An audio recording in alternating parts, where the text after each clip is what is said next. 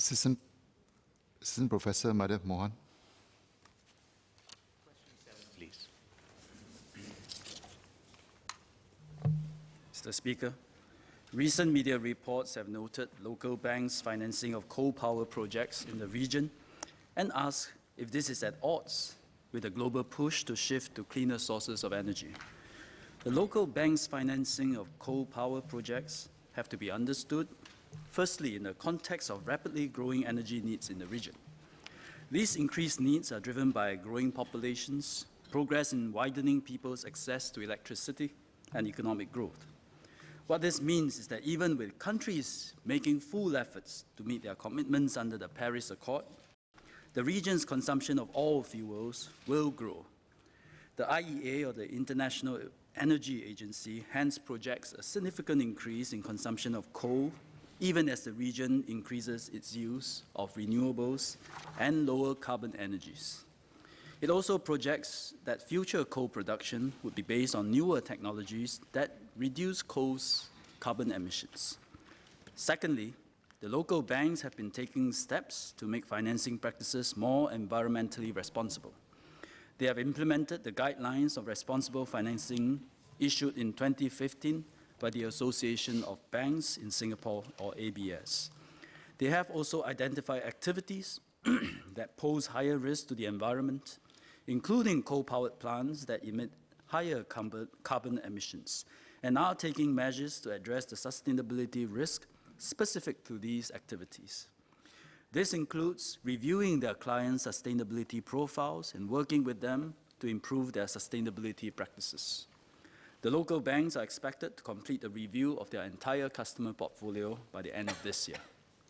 Further, since 2016, the banks have been disclosing their policies and approaches towards responsible financing in their annual reports and websites.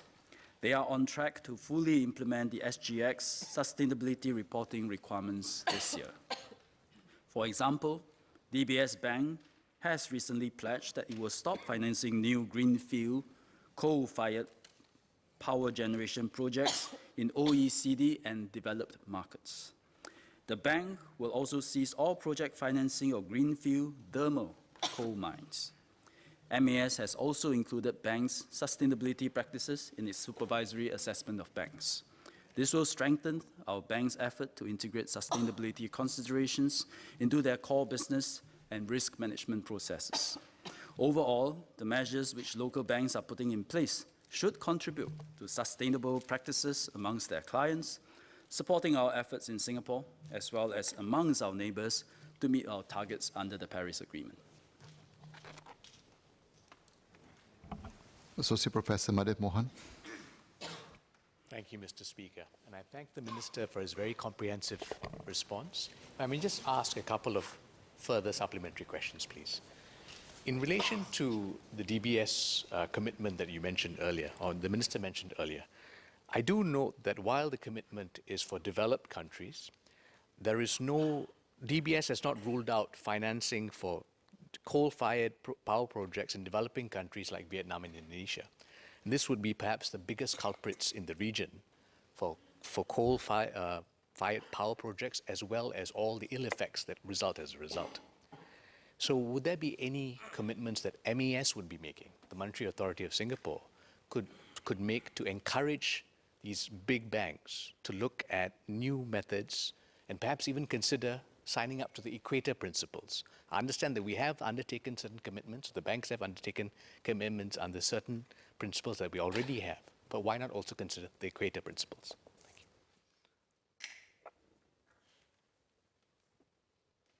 Thank you. I think the issue is really in developed countries, they have developed power generation to a certain level, and people, rural or in city, have access to electricity. In developed countries, which are still many rural areas, do not have electricity. Developing countries, beg your pardon, in developing countries, emerging economies, where many rural areas still do not have electricity, coal becomes an option, especially if it's a coal-producing country. So I think it is really in that context. We do see plantings next year, if I remember my IEA report that I read, half the plantings last year, a generation of new power generation, half are in renewables. But there are still many others based on fossil fuels. So there are still such projects. And a lot of the renewables now is actually driven by China. And actually in developed countries, developing countries, there are still many power generation projects, greenfield, that is based on fossil fuels. So as a result, you do see banks pledging to move away from financing coal-powered plants because the opportunities is in renewables. But at the same time, they also recognize that there are risks, ESG risks, environmental, social, and governance risks with regard to coal-powered power generation plants. So it really is in this context that our banks are operating in. Most of their projects are loans, non-bank loans, and as part of syndication loans, where global banks are also participating. So they are merely participants in a region where coal power, there's still a demand to help rural communities access to electricity. Having said that, I think the situation is evolving. On one hand, as I mentioned earlier in my reply, more steps are taken for our banks as well as MAS to recognize the ESG risk in all these projects. On the other hand, there are also other steps we are taking to help the industry enhance their green finance, the entire green finance ecosystem in Singapore. And some of this include, first, pushing for deeper ESG integration in our FIs, our financial institutions. Second, expanding the breadth and depth of green finance products, foster the growth of even the green asset class in Singapore, in the region, deepening R&D in ESG products, building sustainability skills and capabilities. So it's really two sides, recognizing the risk, but at the same time build up the ecosystem for green financing.